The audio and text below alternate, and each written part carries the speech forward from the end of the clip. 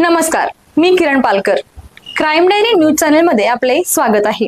पाहूयात आजच्या ताज्या बातम्या. इचलकरंजी जवळील खोतवाडी येथे सुरू असलेल्या सुगंधित तंबाखू उत्पादनाच्या अवैध कारखान्यावर अन्न व औषध प्रशासन आणि शहापूर पोलिसांनी संयुक्त धाड टाकत सुमारे 19 लाख रुपयांचा मुद्देमाल जप्त केला आहे. या कारवाईत मोठ्या प्रमाणात सुगंधित तंबाखू, कच्चा माल, मेन्थॉल, ग्लिसरीन, रासायनिक पदार्थ, पॅकिंग साहित्य आणि उत्पादनासाठी वापरली जाणारी यंत्रसामग्री जप्त करण्यात आली आहे. या प्रकरणी कारखान्याचे मालक विनायक मुठाणे यांच्यासह कर्मचारी अविनाश कोळेकर, पुनाराम नाईक आणि गोपाल नाईक यांना ताब्यात घेऊन चौकशी सुरू आहे. अन्न व सुरक्षा अधिकारी रमाकांत पाटील, विजय पाचपुते तसेच शहापूर पोलिसांच्या पथकाने ही कारवाई केली. संबंधित कारखान्यावर अन्न व सुरक्षा कायद्यानुसार गुन्हा दाखल करण्याची प्रक्रिया सुरू असून या कारवाईमुळे परिसरातील इतर अवैध कारखान्यावरही प्रशासनाने कठोर कारवाई करावी अशी नागरिकांची मागणी आहे.